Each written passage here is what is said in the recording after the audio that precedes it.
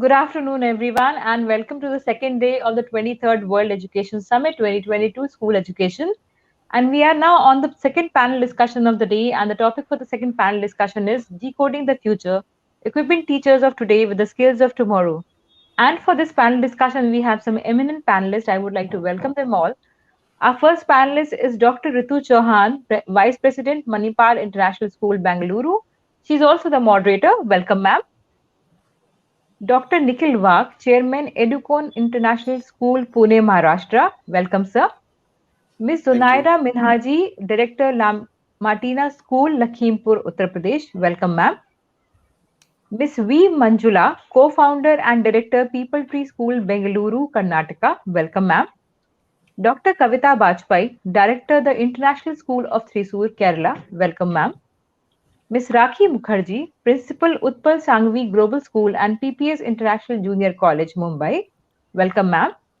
Ms. Geeta Jagannathan, Founder, APL Global School, Ukkayam Thoraipakkam, Chennai. Welcome, ma'am. And now I hand over the baton to Dr. Ritu Chauhan as she is the moderator. Over to you, ma'am.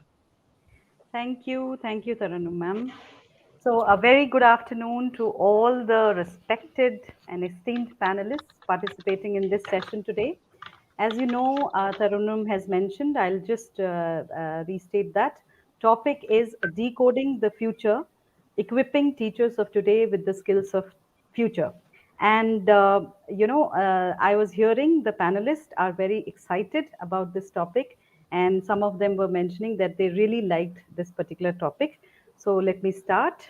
So, as you all know, education has a vital role to play in developing the knowledge, skills, attitudes, and values that enable people to contribute to and benefit from this inclusive and sustainable future.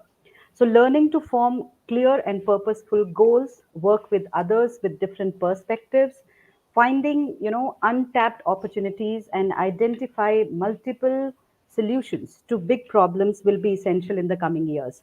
We teachers, we need to aim to do more than just prepare young people for the world of work.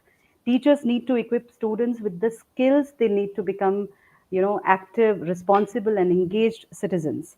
Teachers require the ability to frame a guiding purpose and identify actions to achieve a goal. Teachers must not only recognize learners' individuality but also acknowledge the wider set of relationships with their peers, families, and communities that influence their learning. So, keeping this in mind, let me take this opportunity to start the session with our senior most panelist here, our mentor, Ms. Geeta Jagannathan, Madam. So, Madam, according to you, which areas of knowledge and skills teachers need in future? Over to you, ma'am. Oh, thank you. Thank you for having me here. And thank you for that wonderful introduction. Mm, To start with, as far as knowledge goes, I think a teacher needs to be very passionately involved in her subject.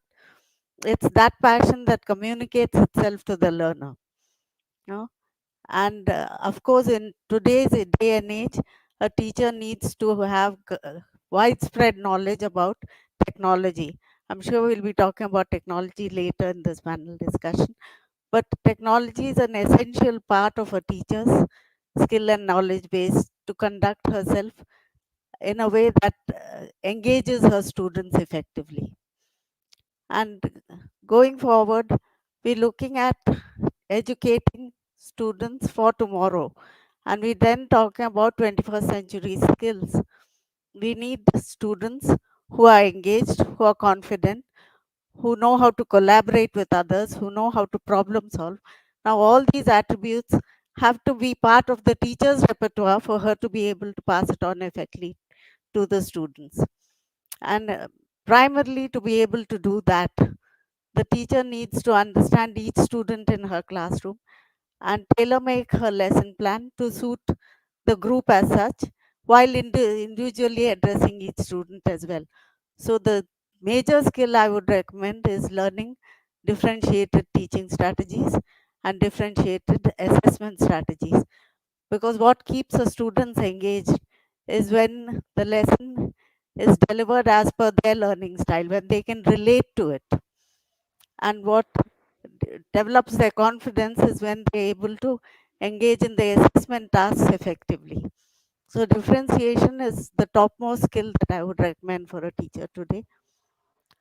Apart from that, I think a teacher needs to learn how to be a reflective practitioner and to be an eternal learner.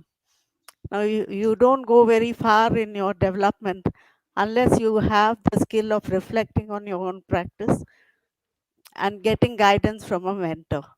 So, teacher needs the skill to select the right mentor for her goal of development and to engage in a lot of reflective practices.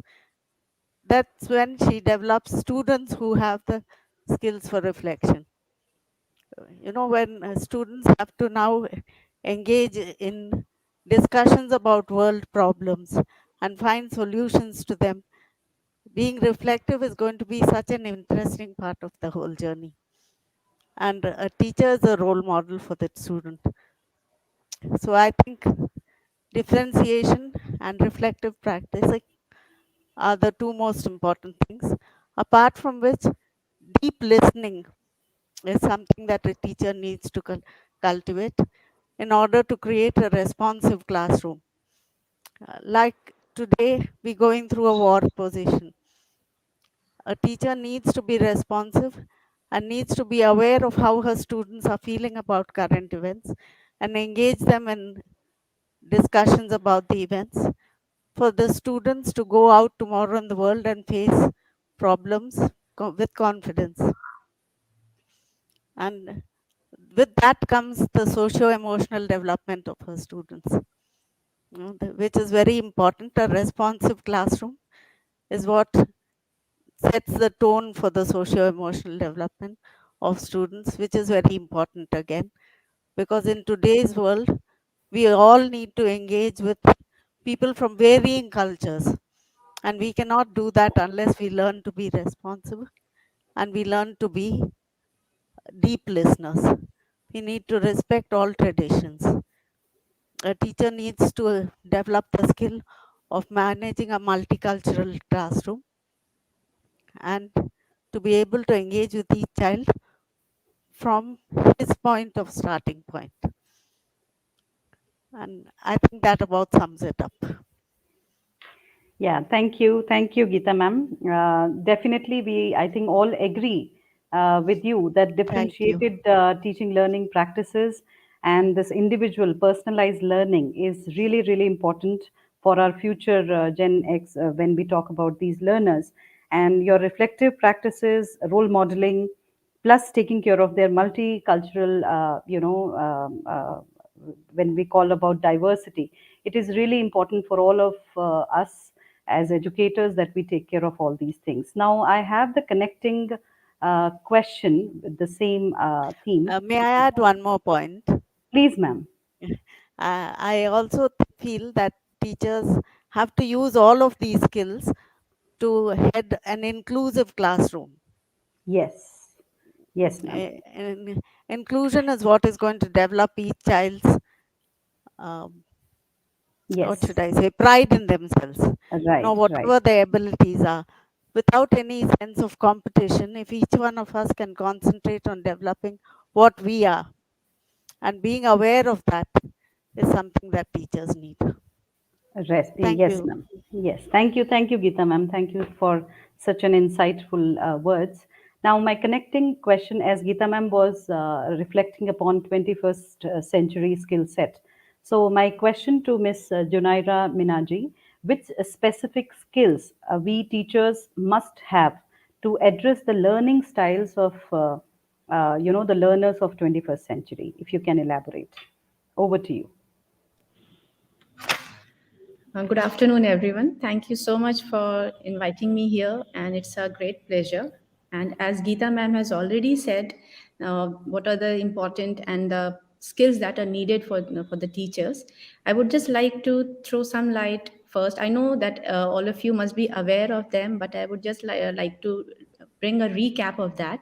Like, what are the skills that 21st century skills we talk about? Like, what exactly are the skills? So we can say that there are 12 21st century skills, which are again subdivided into three categories. The first is the learning skills, under which comes the four C's, that communication, collaboration, creative thinking, and critical thinking. Then comes the literacy skills, which is very, very important as well. And under it come the information literacy, media literacy, and technology literacy. Then comes the life skills, which we pay attention, so that we don't only make children work ready, we make them life ready. So those skills are productivity, initiative, flexibility, then social skills. So these are the skills. But what I personally feel that should also be a skill that is needed for the teacher of today is the emotional intelligence skill. A teacher should be emotionally intelligent. Like, apart from all these skills are no doubt necessary, but apart from these, she should also be emotionally intelligent, because if a teacher is highly emotional intelligent, she will cater to all the behavior and the psychological needs of the child too. Because what we are focusing today is not to make children just the work ready, because we are not even sure what jobs will be available for our students when they'll grow up. So we have to make them future ready. So it's not only important that we educate the mind of the child, but it is equally important, or if we can say, it is more important to educate the heart of the child.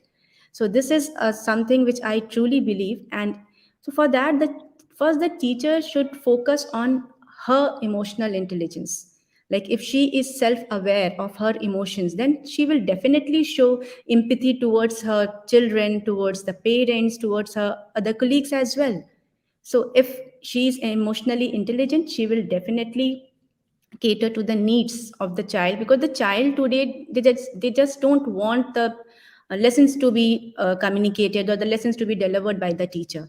They want a support, they want to be nurtured, both emotionally and mentally. So a teacher should pay attention that if a child is not doing well in the academics, what is the reason behind it? What is something should be there that is disturbing the child? And the teacher should act like a mentor, should act like a guide there to pull out the child from that situation, from that negative emotion, if he's going through something like that. And then only he'll excel in the academics. Like, we say that social emotional learning should be integrated, it should be the in the core of every subject. It should not be taught as a different subject, but it should be integrated in the core of the every subject, so that the child is self aware of the emotions, how to what emotions he is going through, is that emotion correct? And if he is self aware, then definitely he'll be aware of how he's making others feel about himself. So it is equally important. Emotional intelligent teachers are understand their children, and they make a positive and everlasting impact on the minds of the child, on the minds of their students. And the students, if when they come through these scenarios, and we have seen this pandemic is a very good example. We can see that children have been locked up in this house, no friends, nothing, for 2 years, and still they need time to recover. Only a teacher who is emotionally intelligent will be able to pull that child out from that pit, we can say, and make him happy again, happy, and so that he learns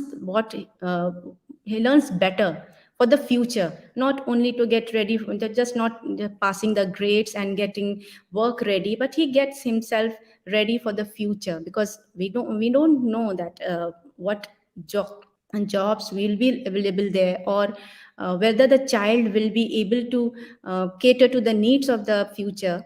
So I think that emotional intelligence is very, very important, apart from all the 12 skills which I have mentioned before. So we cannot leave any of the skills, but apart from that, emotional skills should be given some priority over the others. And even the school leaders, see, we should have an environment where the teachers are emotionally supported, because they will distribute what they get. If, as a school leaders, it is our job to give the mental health training to the teacher. There are many schools abroad and even in India which are giving mental health initial training to the students, to the teachers, so that they cater emotional needs of their children in their class, because teachers are the leaders of their classroom. Students will follow what they are doing, so they are the role model. Apart from all the other things that she has to integrate technology, she has to be a problem solver, she has to be a quick learner, and upgrade herself time to time. But being aware of a child's emotional needs is equally important, and I think this is what no technology can ever take away from a teacher. With this, I conclude my discussion. Thank you. Thank you. Thank you so much, Jonera ma'am. I completely agree. After this pandemic, I think we all educators agree that this emotional well-being of our students as well as our teaching community is becoming very critical. So when we come to the students level, definitely our teachers should be equipped to understand this emotional intelligence. I completely agree with you. When maybe in towards the end of this session, if we can all share what we do specifically, maybe some examples which you do, some practices which you follow in your school for staff engagement or student engagement to enhance these skills. That will be, I think, a good conclusion for this session. So as a educator, I always feel that there is no end to our learning, and we feel we are doing the best in our schools. But when we hear each other, we realize that yes, there are many more things which we need to actually take up. And we struggle sometimes with our instructional systems a lot, because we want to give that kind of skill set, attitudes, values, knowledge, everything. But sometimes we struggle with the instructional systems and procedures. So my connecting question is to Dr. Kavita Bajpai ma'am. So we know that all these skills now, Jonera ma'am, Gita ma'am, they have spoken about so many skill sets. But I would like to know from you, how can how can we develop these instructional systems so that we develop these kind of knowledge, skills, and attitudes in our teachers as well as further to our students effectively? If you can throw some light on that. Over to you, ma'am. Thank, yeah, thank you so very much. Thank you for this wonderful question. I'll try to do justice to this, though it is quite an open-ended question. And once again, a very good afternoon, everybody present out here.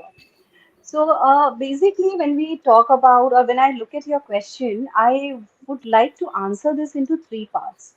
Why three parts? Because if we look at it, so the interrelatedness with knowledge, skills, attitude, and values is something which is not new. This we have been doing for since ages. Even in the ancient time, if you look at it, yes, this there has been number of examples when it was happening. So now, while answering your questions, there are three stages which are coming to my mind. Like, why are we talking about? What is the difference we see today, and why it is so important to discuss this particular topic? Second is how we can develop on the lines of that why and what, that so that our students become future ready. And when I say future ready, so if I look at the students of today, so maybe 7 years, 8 years, 10 years down the line, or maybe that 2030, the we are discussing a lot about it, right? From UN to UNESCO to UNICEF, everyone is talking about it. So that readiness. And then the third thing is how to do that.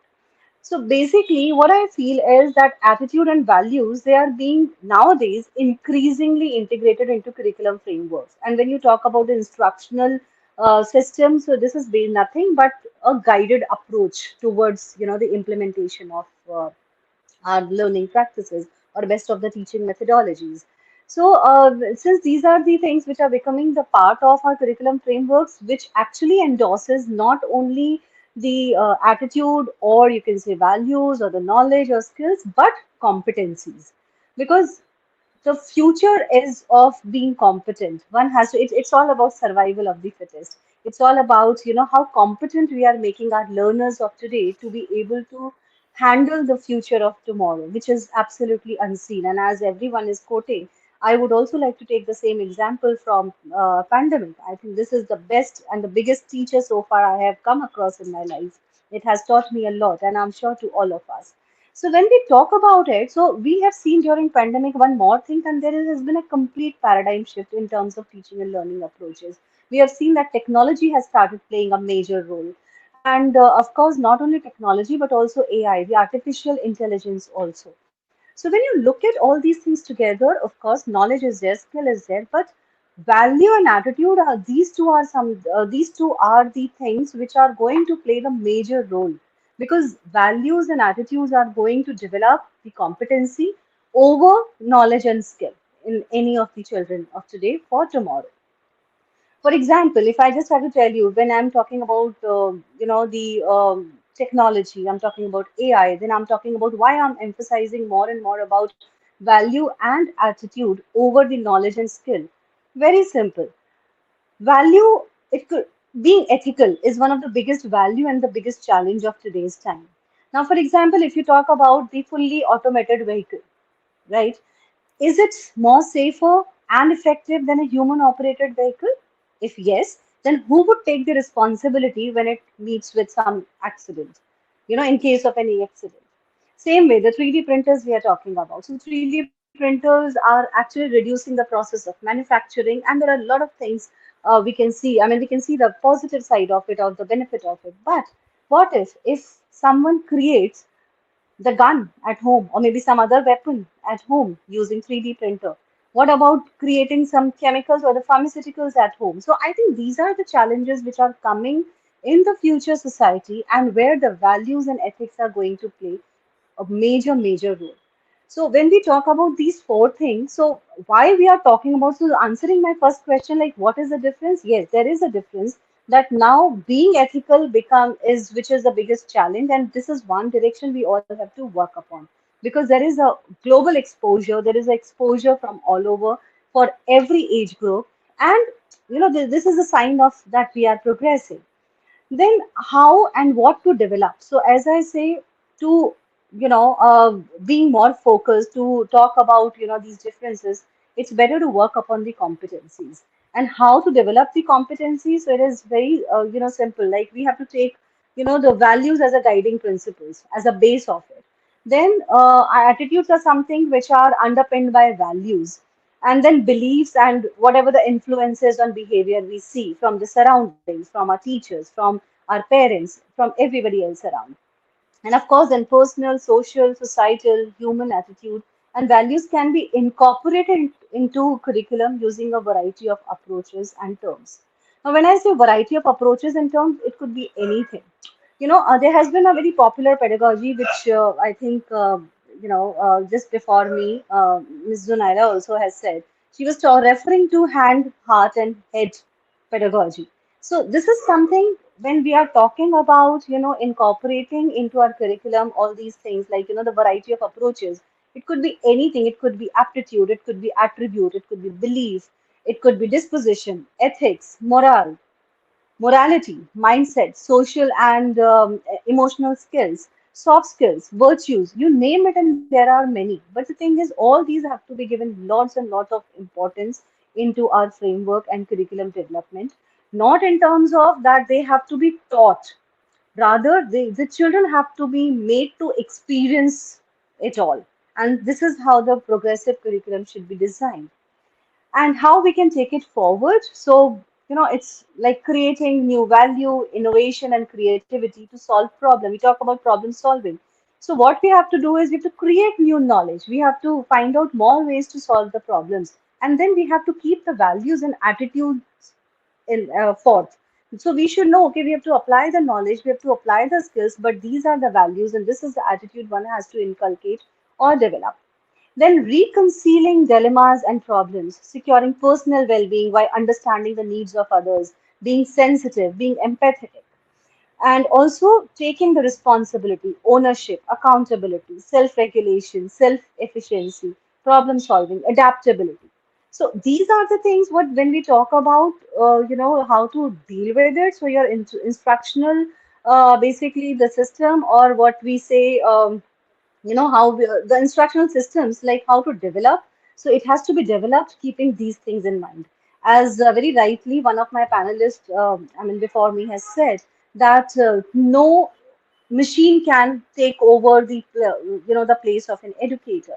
Absolutely agree. Very much in sync with that thought. So this is how, I mean, we have this attribute, we have this attitude and the value building system inbuilt in us. So that has to be a part of our curriculum, and it has to go in such a way. It has to be so beautifully amalgamated with all the available pedagogical approaches across the globe, depending upon the geographical or demographical needs, seeing the children like from where, identifying their level, and then to develop them to be future ready. And at the end, when I'm talking about these things, I'm talking about the effectiveness of instructional systems, and where I'm talking about that the head has to think, the heart has to feel, and the hand has to work. When considering attitudes and values as a part of education, it is useful to ask now and in the future what kind of the attitudes, attributes, and values we would like to see in our leaders and decision makers and the policy makers to have to ensure a fair and equitable world which in everyone would like to live and thrive. Let us not forget that attitude and values are often caught, not taught. So it's all about creating the environment. It's all about being a part of the pedagogical approaches of making the curriculum as a part of our teaching and learning system in such a way that the learning happen experientially. I think this is the future, and this is how we can take our step towards the future. That's all from my end. Thank you so much. Yeah, thank you, Dr. Kavita. It was really, really insightful, and I'm impressed at the kind of deeper understanding you have about these skills and attitudes. And I completely agree. I think all of us we agree that that learning environment has to be created, because all these values and attitudes and these things have to be absorbed by all. And we teachers, if we have those ethics and morals, definitely we will be able to transfer those things to our students. You have given one example of a child, if what if he makes something destructive. So there the values and attitudes, not attitudes, yeah, values and maybe the Ethics. morals Yeah. and ethics will come into picture. I'll not name the school, but once I'm a chemistry teacher by profession. So I don't know, the one child, I don't we were having this disaster management project, and I don't know how he searched how to make a bomb, and he took away some chemicals from my chemistry lab, unfortunately, and he created one, and he has put it in the school, in the wash basin under that area, and it has blasted. So there comes the when we talk about these values and ethics and morals, must be there. We should breathe these things in our school environment. Then only all our children will fall into that sync and So if I philosophy. may add over here, and that's how I was talking about the guided approach, because again, the child was curious, the child was intelligent, the child had the knowledge, and the he had shown his skill that he could create it. But again, the guided approach and a constructive, value-based development of the attitude and aptitude is important. That's what I was Yes, trying to say. very, Thank you very so much for important. being here. Thank you, Dr. Kavita, ma'am. Now, this pandemic has taught us a lot. I agree, and somewhere I feel without technology, we could have faced a lot of learning, gap. So somewhere this technology has helped us in bridging the gap in these 2 years. So my next question is to Dr. Nikhil Wag, sir. So, Yeah, sir, if you can throw some light on the technological innovations in education and how we teachers can use these, technological equipments or methods for unleashing the potential of 21st century learners. Over to you, sir. yeah, absolutely. Good afternoon, one and all. It's a pleasure and privilege to be a part of this esteemed panel. Let me start aptly by quoting Sir Ken Robinson. Education is a living process that can be best be compared to agriculture. Gardeners know they cannot make the plants grow. They don't attach the roots, glue the leaves, and paint the petals. Plants grow by themselves. The job of a gardener is to create the best conditions for this to happen. Good gardeners do it, the rest don't. It's same with teaching. Good teachers, educators create conditions for learning and the rest don't. As educators, we have to create innovative learning environments that will add impetus to life skill based education. And here is where technology can be leveraged to unleash the students' potential by improving their skill and engaging them in the learning process. Integration of technology can add impetus to creating innovative learning environments. New emerging technologies are providing a reconception of teaching learning process while serving as a catalyst of transformation and innovation. The curriculum framework is one of the essential conditions necessary to effectively leverage technology. Technology is best able to enhance learning when teacher uses it intentionally with the adopted curriculum, interweaving technological tools that matches the desired learning outcomes. Technology is also imparting a change in the role of a teacher. It is transforming from the sage on stage to the guide by the side. The role of the teacher is to facilitate learning. They need to engage, inspire, and enthuse students by creating conditions in which these students will be willing to learn. And here is where leveraging technology as a supplement is the need of the hour. Technology will never replace teachers, but teachers who use technology will replace those who don't. There are a lot of benefits and usages of technology and its integration into curriculum. Like digital content, we have the what you say programs of 3D learning that increases the engagement and motivation. We have virtual field trips, AR, VR, which gives specific and alternate experience to the learners. We have programmings, robotics, R of codes, which drive student centric learning and inquiry. We have interactive video platforms like Skype, Zoom, Google Meet, MS Teams that we use, that gives us interactivity and collaborative platform and task. Personalization and flexibility can be achieved through flipped classroom, YouTube videos.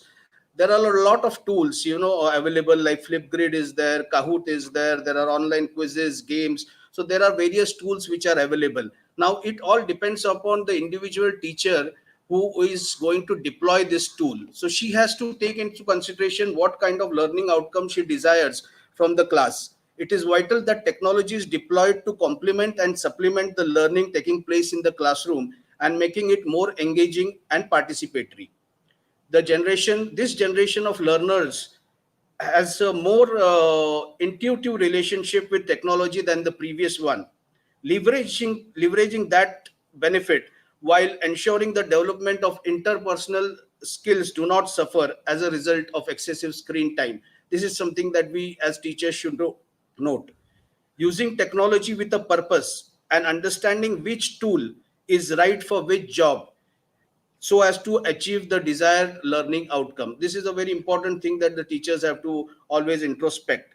Lesson plans should make technology a part of resource to achieve the learning outcome and engage the learner in his own learning. Well, I am of this opinion that technology is not a prerequisite for deep learning, but it is just a vehicle, but it's a powerful one. As a vehicle, technology can not only act as a lever of systematic change in the design of learning environment, but it also impacts teaching learning at the micro level by creating peaceful, powerful, different learning experiences for the learner. Basically, technology also is very instrumental in addressing all the three prominent learning styles that what we say that we have in a learner, that is the visual, auditory, and the kinesthetic. It also plays a very important role to enhance the 21st century life skills that all our learners are supposed to gain through education. And basically, our teachers have a very important role to play in the implementation of the technology. Teachers across India and across the world during the pandemic have already demonstrated resilience as a life skill by adapting to change. Just imagine if we didn't have technology to our rescue. Technology has shown its true potential during the pandemic. That was the only way we could connect to our students. Otherwise, we would have a much more intellectual damage done in this last 2 years. Just because of technology, our teachers adapted to it, and we could have a interactive platform where we could connect with our students and continue their learning process. Even the national education policy of our country is very positive about integration of technology in the curriculum. Now technology is going to stay with us. I think it will be an integral part of delivering education to all the learners.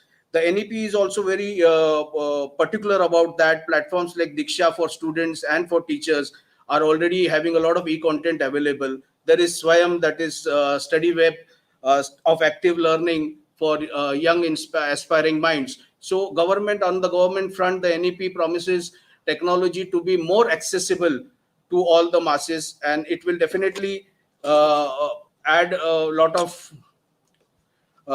lot of importance to way how teaching learning process is disseminated in our schools. So that's my view on the integration of technology into curriculum. Thank you, ma'am. Thank you so much, Dr. Nikhil, sir. Your first line was your punch line. Education is a living process. Really a powerful statement. I just couldn't get whose quote is this, sir? Sir Ken Robinson. Okay, Sir all Ken right. Robinson. So I'll be using it in Yeah, future. yeah, definitely. Yeah, thank you so much.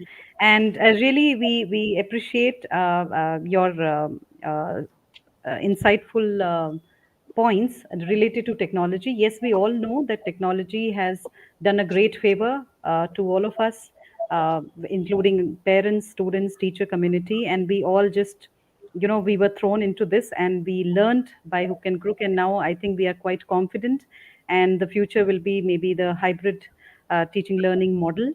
So definitely technology has helped us a lot, and the previous panelists, they were talking about our socio emotional quotient and intelligence that also has a big role to play along with the technology. So both I think has to go hand in hand.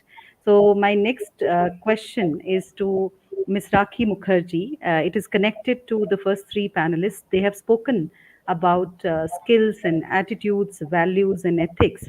So here, teachers' role, we have to change from the topic experts. We call them subject matter experts of so many subjects. So that role they are playing more or less currently, but now their role has to change as mentors, and they should inspire an environment of learning in future for all of us. So please share your views on that, Rakhi ma'am. Over to you. Yeah, thank you, Dr. Ritu Chandra, and I am really, really very thankful for the organizers and to invite me in the show and really listening to the different co-panelists. It's quite gainful. Thank you so much. Um, Before I go to the lead of the question put up to me, I was just reading something very interesting. Today, a 15-year-old can expect to have 17 different jobs in 5 different countries. Now, people who are listening to us, of course, my co-panelists, learned people also would agree. Tell me which board, which school, which teacher can prepare such learners? Because we ourselves don't know. It's an unknown space, it's an unknown territory, right? Zunaira spoke about skills, right? Now, skills of 2030, amazing skills that's all there in Google, your analytical thinking, creativity. She also spoke about emotional intelligence, yes, a topic which is very, very touching to all of us. Now, these are the only skills if a mentor, if a teacher develops in a student today, will he be able to face a challenging scenario tomorrow? So I'm given to speak about the role of a teacher. Now, for me, the role of a teacher is more than what a subject expert would do, because in that case, a student would go to just a tutorial. Why come to a school? Okay, because school is a different learning space, it's a different ecosystem altogether. Now, for a teacher, she needs, as Ritu ma'am just spoke, Dr. Ritu just spoke, she has to be a mentor. Okay, she has to create a learning environment which is a budding, hubbing ground for developing these skills. Now, how does that happen? It only happens when there is challenging learning environment created into the classroom. So, if we are talking about future ready learners, we need to focus on future ready educators.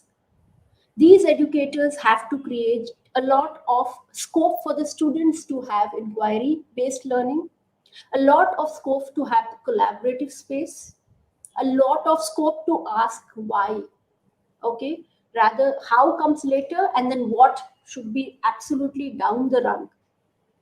Okay, so our future ready teachers should first understand that these are the challenging spaces they are going to get into, accept that if they need to be sustaining, they need to develop some skills themselves.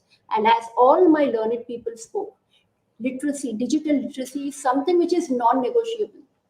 Why non-negotiable? Because today's educators are facing learners who need a lot of individualized space. And considering the population we are into, giving one-on-one time to the student is like next to impossible. Only one, source can help us navigate the challenge, and that is technology. So if a teacher wants to give a feedback, how about giving an audio feedback? You audio record the feedback once and send it to the learner. So when the learner is actually reflecting on his study space, he goes back to the feedback again and again. And of course, he's hearing it from his teacher, his mentor. It makes a lot of difference. Mail merging, wonderful technology. How about having a one-on-one comment about a student written in one document and mail merged and sent to the whole class of 30?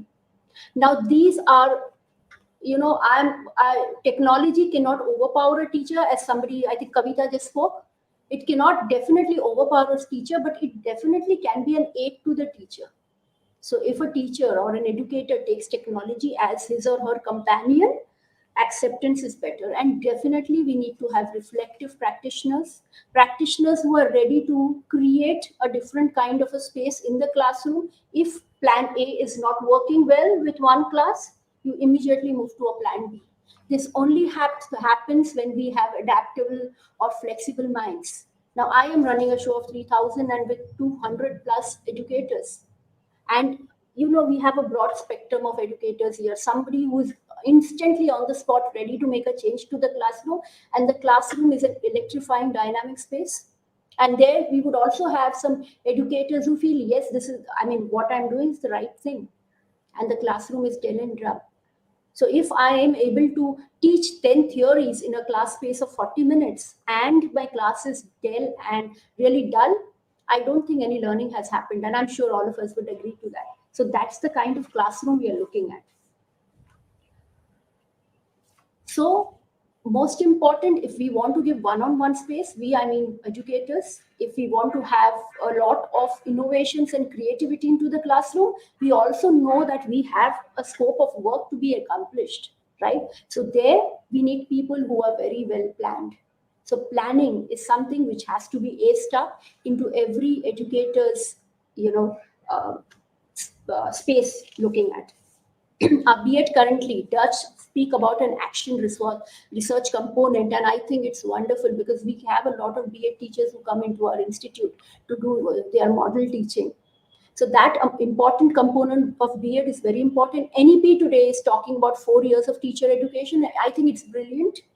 So people who would get into the education space is really well planned, know that they need to get into teaching, and that's why they're getting into teaching. So investment of 4 years of education would only come from people who are really very clear that they need to get into this kind of a space. So I spoke about audio feedback, mail merging. So basically, we're looking at mentors who are not teachers but facilitators, who are definitely well informed, who are creative, who are adaptable, and at the same time focusing on creating progressive thinkers who are ready to face the challenges of life. That's my take. Thank you, Rakhi ma'am, and I'm really sure that your school with 3,000 is not an easy task to handle 3,000 students and 200 educators with different capacities and competencies.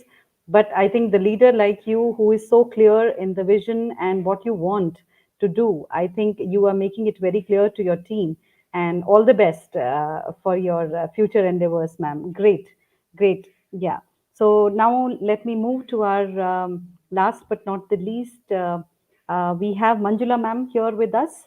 So she'll be sharing her points on how to make, how we teachers can make this educational theory and research to the best of its form. So, Manjula ma'am, if you can share your views on this, please. Thank you so much. And finally, I got my chance, and I was very happy listening to all the eminent speakers over here. And good evening to one and all present here. The first important thing I have learned in last 20 years and then last 2 years was this is a singularity moment in learning. I repeat, this is a singularity moment in learning. And schools will never be the same as we have experienced as a students or as a learners. So now the question comes here, one side we have research or the theoretical aspect, and other side we need to experience about the practical knowledge and practical experiences. So now the question comes how a teacher should enhance her skill sets, or should she still believe in the theories or the various approaches or models and etc. Some of the educationists over here stated that there are some, in B.Ed courses we do undergo lots of we do understand and learn about the learning theories and so on. As a student we all have learned learning theories, and for the sake of examination we have learned, we have written the answers, and we came back, and again we go back to the classrooms and just we stick on to the just chalk talk method. That's it. But now I wonder, how do we change, how do we bring the theory into practice is a biggest question mark. So here the teacher should start embracing the three important positions in her teaching career. One, she should move from fixed mindset to the growth mindset. Second one is she should move from extrinsic motivation to intrinsic motivation. And last but not the least, she should move from routine expertise to adaptive expertise. So here I just stated three important words. One is mindset, motivation, and expertise. Once we gain this knowledge, we move from one baseline, from the fixedness to the growth, from the routine to adaptive, and from extrinsic to intrinsic. And I'm sure it would be very easy for us to balance from understanding the theoretical knowledge, and again those theoretical knowledge can be translated to the classroom experiences. So this is what I felt.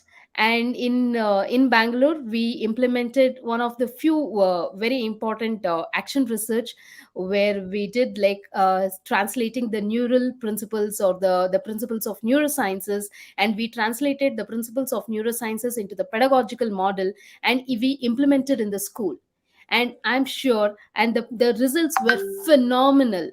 Last first year in the first pandemic, we saw that most of the students, the screens were shut off, and there were no interactions. Students used to feel very lazy. They used to have no fun in writing the notes or having interaction with the teachers or the students or their friends.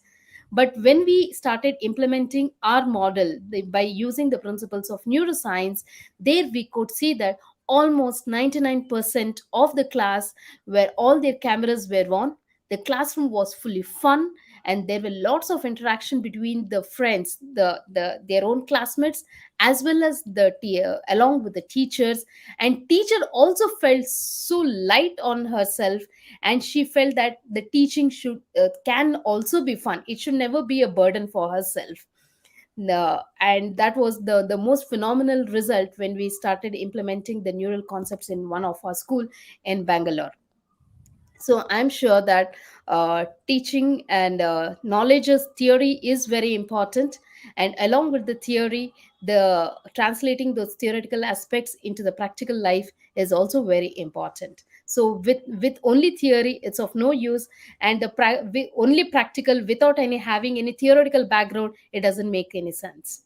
So this this is how I would like to conclude. Thank you, Manjula ma'am. Definitely experiential teaching learning.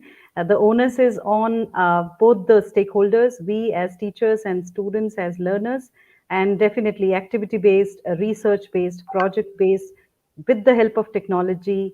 all these approaches, as you mentioned, definitely with theory, we need a lot of practical approaches as well. So thank you so much, ma'am. I hope you are doing great. I'm also in Bangalore, so let us catch up sometime. So Sure. as the time, it's 51 minutes are over, so let me just try to conclude here, and then maybe if anyone would like to share few more points, because when we hear each other, I think we get some more points popping up in our minds.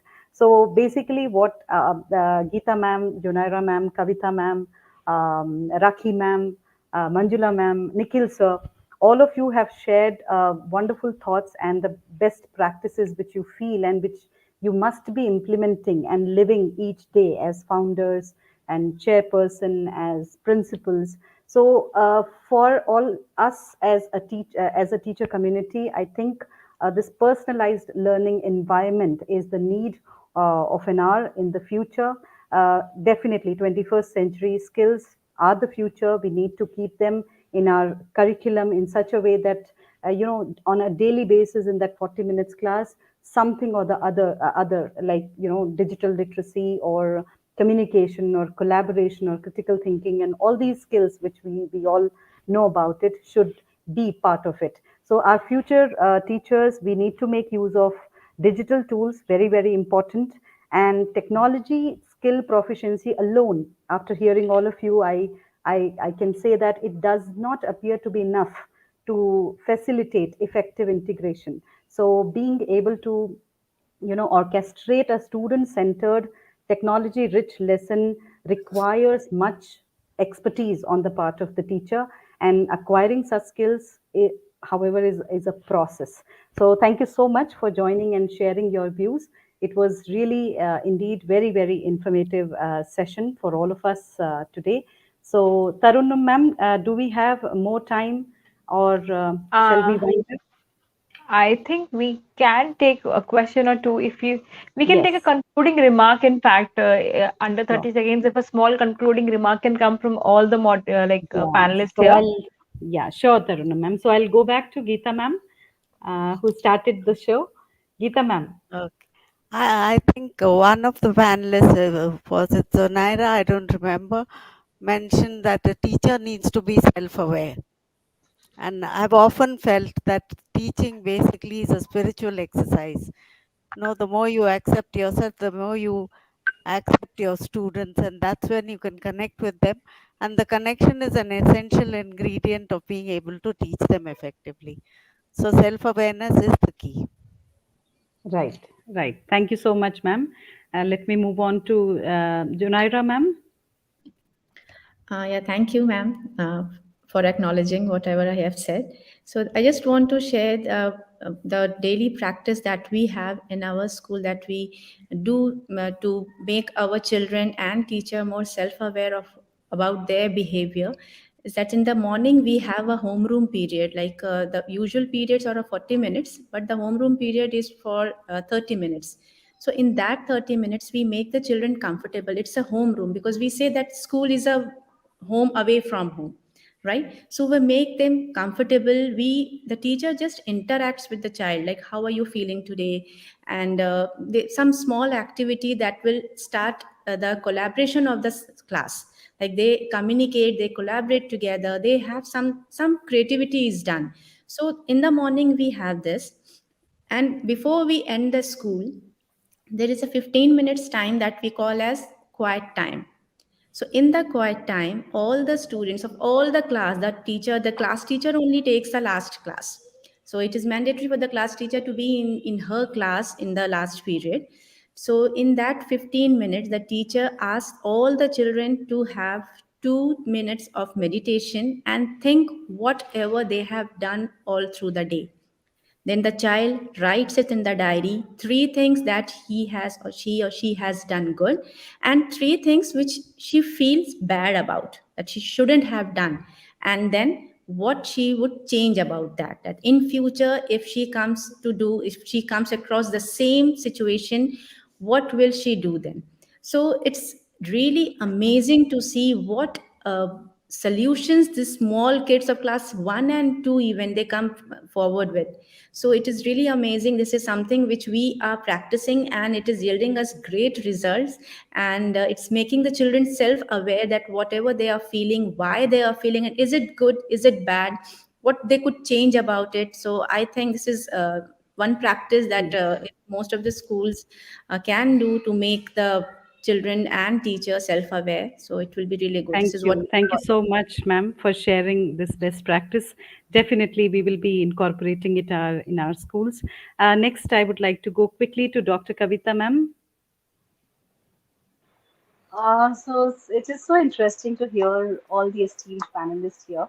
Since we are talking about self-awareness, and we are also, I think our faces have lit up because we know that our children are around. Students have started coming back to school, and the new academic year is going to see them full-fledgedly in the school and the way it used to be earlier. Of course, with certain new normal norms. So, what I would like to, share over here, and I would like to request to each one of us over here that recognizing the challenges what these students have faced during the pandemic, as well as while they were preparing for the return to school at that time, that period was also not very easy for them. So that because pandemic has impacted them in a big way, what more than I mean beyond what we can imagine, because the maximum or you can say the extreme feeling of isolation are was the feeling what these children they have experienced and they suffered. So my only request, and this is what we are doing in our school also, we are trying to recognize the challenges what these students have faced, not only during the pandemic, but while getting ready for coming back to the school, return to the school, and then channelizing and strategizing their comfort in the school would be maybe the towards the first step, for first step towards the self-awareness.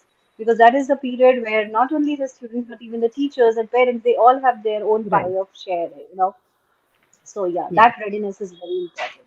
Yeah. Thank you. Thank you, ma'am. Over to Nikhil, sir, quickly. We Yeah, have 2 minutes. yeah, absolutely. I'll make it very quick. The basic purpose of education that I feel should be to enable each and every student to be a successful learner, a confident individual, an effective contributor, and a responsible citizens. And our teachers have a very vital role to play in it. So we, as educators and school leaders, should always provide them with continuous professional development opportunities so that they can aim to achieve holistic well-being of all our students and develop all the dimensions of a human being that are intellectual dimension, physical dimension, creative dimension, and emotional dimension.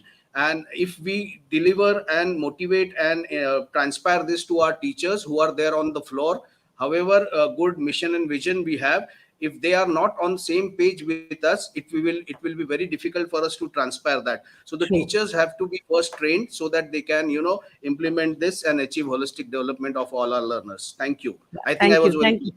you. Yeah. Yeah. Thank you so much. Over to Raki, ma'am. Yeah, my take out here is I would request all the educators listening to me teach the students how to learn, learning how to learn. That is something very, very important because lifelong learning is one skill which it's a job to develop in all our learners. Right. Powerful statement. Very crisp. Thank you so much. Manjula, ma'am. You're on mute, ma'am. Yeah. Yeah, I'm so sorry. It was fabulous listening to everyone, and I'm sure that we need to, as I told it, this is a singularity moment of learning, and the schools will never be as same as earlier what we experienced. The one important thing is we need to understand that we were the colony of British, and that we cannot forget. And they introduced a education of a conveyor belt system.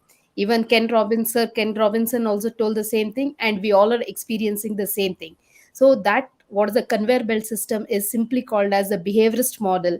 And until and unless we move from behaviorist model to the cognitive model, I'm sure that we cannot bring any kind of changes in the education system. Even the NEB 2020 is emphasizing on to integrate the neurosciences of learning neurosciences and the learning sciences in our curriculum, and also introduce the cognitive sciences with reference to introducing the 3 R's. We should move from the regular traditional 3 R's with reference to reading, writing, and arithmetic, and move on to the reflection and what is that, reflection and report out and revise thinking amongst the group. So these Right. are the three We'll cognitive 3 remember R's. your 3 hours. Yeah, thank you Yeah. so much, all the esteemed panelists. Shall we give each other a huge round of applause? And, Thank and you, Geeta you, ma'am. thank you, Dr. Ritu. You've done a beautiful job of weaving it all together. Thank you. Absolutely. Thank you I The so totally much. moderation agree was with you, Geeta really ma'am. good. In fact, moderation is not a very easy task, and Yeah. Dr. Ritu Chauhan has done a brilliant job with that. Thank, And thank you. I would like to thank all our panelists once again, Dr. Ritu Chauhan, Ms. Dr. Nikhil Wagh, Ms. Zunaira Minhaji, Ms. V. Manjula, Dr. Kavita Bajpai, Ms. Rakhi Mukherjee, and Ms. Geeta Jagannathan. And I would now request my backend support, Sameer, to please display the speaker certificates on screen for all our speakers. One for Ms. Geeta Jagannathan. Thank you so much, Thank ma'am, you. for your participation. Thank you. Thank you for having me.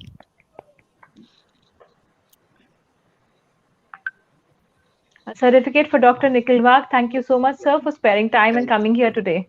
thank you. Thank you for making me a part of this Purnit event. Nipola.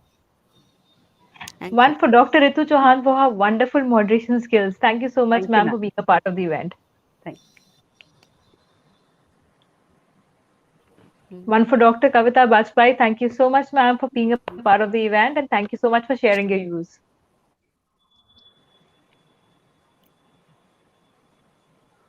For Ms. Rakhi Mukherjee for such wonderful words, and thank you for sparing time and coming here today, ma'am. Thank you so much. One for Ms. Zunaira Minaji. Thank you so much, ma'am, for sparing time, for taking out time to be a part of this event and this wonderful panel discussion. Thank And one for Ms. V. Manjula. Thank you so much, ma'am, for being a part of the discussion and sharing your views. Thank you. Thank you so much, all our panelists. Thank you so much for being a you. part of the event. And we have a few stalls also. We have a stall area where our sponsors have put up stalls and they will be very helpful. And for you, in fact, people who are in the education industry, you can also check them out. And we have a discussion today and a few discussions tomorrow as well. If you would like to be a part of any of these discussions, we have a delegate list ready, so we can share that with you as well. Thank you so much for being a part of the 23rd World Education Summit. Thank you, everyone. Have a great Thank day. Thank you. you. Bye. Thank you. you. Bye. Thank you, everyone. Mm.